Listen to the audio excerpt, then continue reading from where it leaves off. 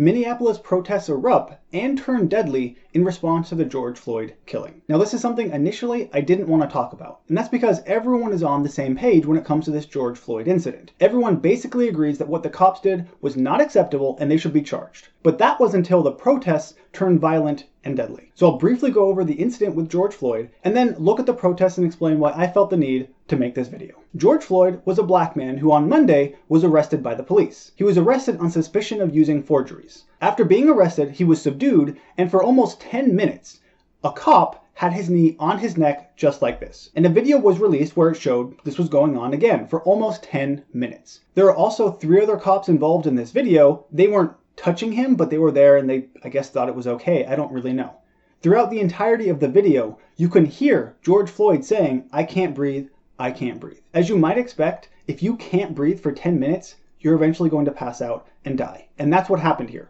George Floyd was killed by a police officer kneeling on his neck. In no way is that acceptable, and everyone basically agrees with that. As a result, the 4 police officers involved have been fired, and there is currently an FBI investigation going on, which is the correct response here. Now, I have heard a small amount of people, not many, but there are some, trying to justify the police actions. They try and argue that George Floyd initially resisted arrest, and for some reason that's relevant.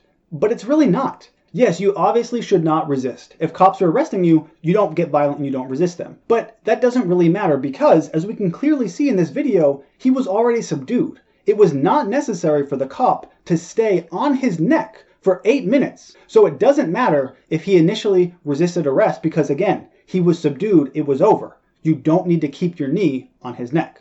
Now, Minneapolis riots began the night of his killing, which kind of makes sense because people were really upset about this. Again, I think that everyone is upset about this and it's not acceptable. But the riots themselves are also not acceptable. While it maybe began a little bit peacefully, it quickly turned into something that was just rioting and looting, and yes, there actually has been a death. In the midst of those riots, firefighters say that they've had to respond to about 30 fires. People are literally setting buildings on fire to try and protest the death of George Floyd. In addition, someone has died, presumably because of these riots. A reporter from the Star Tribune says that a looter was shot and killed by a pawn shop owner. So as a result of these riots, someone is now dead, and 30 fires have been set. Countless buildings and businesses have been savaged and possibly even destroyed. You can see that through all of these pictures. These pictures, to me, don't show a group of people who are upset about George Floyd. They show a group of people using his name and his death as an excuse to steal and loot. And that is completely horrific and disgusting. I really don't know what else to say. It's a complete disgrace.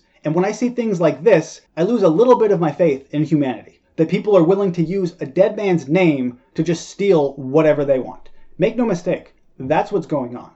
Now, I do want to clarify, it's certainly likely that most protesters were being peaceful. And I'm not trying to say that they weren't. But the ones who weren't are the ones who are getting the media attention, and for some reason, their actions are being justified or excused. As a matter of fact, what made me want to make this video were all of the responses that I saw on Facebook to articles like NPR and Reuters, where you had people saying things like this. Countless people are trying to justify the actions that are being done here, trying to say that they were upset because of George Floyd's death, and that somehow makes this acceptable. To them, I have one question. Let's say that I am the owner of that liquor store right there. How am I responsible for the death of George Floyd?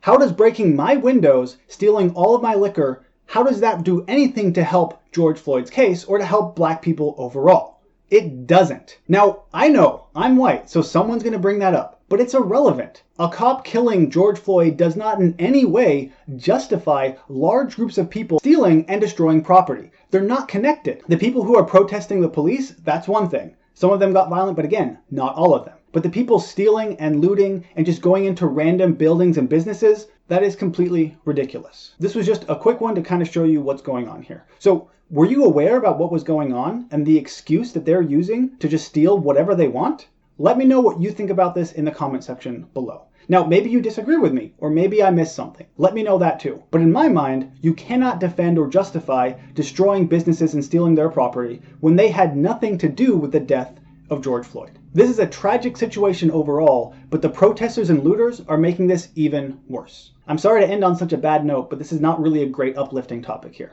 As always, thank you for watching, and I'll see you next time.